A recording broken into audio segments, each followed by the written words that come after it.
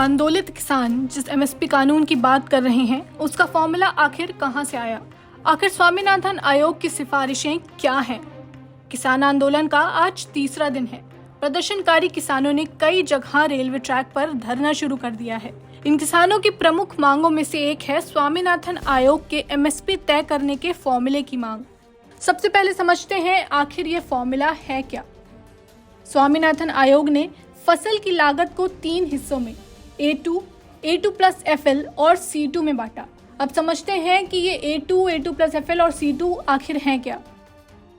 A2 में फसल उत्पाद में हुए सभी तरह के नकदी खर्च जैसे कि खाद, बीज और केमिकल से लेकर मजदूरी, ईंधन और सिंचाई खर्च शामिल होते हैं। A2+FL में फसल उत्पादन में लगने वाली कुल लागत के साथ साथ परिवार के सदस्यों की मेहनत की अनुमानित लागत को भी जोड़ा जाता है।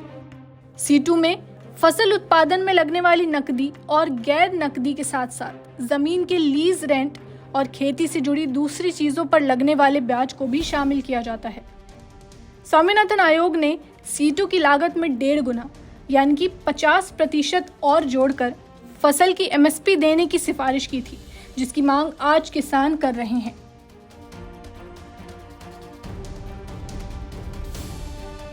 किसानों की फसलों का न्यूनतम समर्थन मूल्य कुछ ही फसलों तक सीमित ना रहे। किसानों को मिलने वाले कर्ज की गति बढ़ाने की दिशा में सुधार हो। जमीन का सही बंटवारा करने की सिफारिश के साथ सरप्लस जमीन को भूमिहीन किसानों में बांट दिया जाए। राज्य स्तर पर किसान कमीशन बनाया जाए, सेहत सुविधाएं बढ़ाई जाए, वित्त बीमा की स्थिति मजबूत की जाए, गुणवत्ता वाले बीज किसानों को कम दामों पर मिले। महिला किसानों के लिए भी किसान क्रेडिट कार्ड बनवाया जाए। कृषि जोखिम फंड बनाए जाएं, जिससे आपदा में किसानों को मदद मिल सकेगी। खाद्य और न्यूट्रिशन सिक्योरिटी के लिए रणनीति बनाई जाए। शुष्क भूमि के साथ साथ पहाड़ी और तटीय क्षेत्रों में किसानों के लिए फार्मिंग प्रोग्राम तय किया जाए। किसानों तक सिंचाई के लिए पानी की पहुंच निरंतर और न्याय संगत हो। सिंचाई क्षेत्र में निवेश बढ़ाया जाए।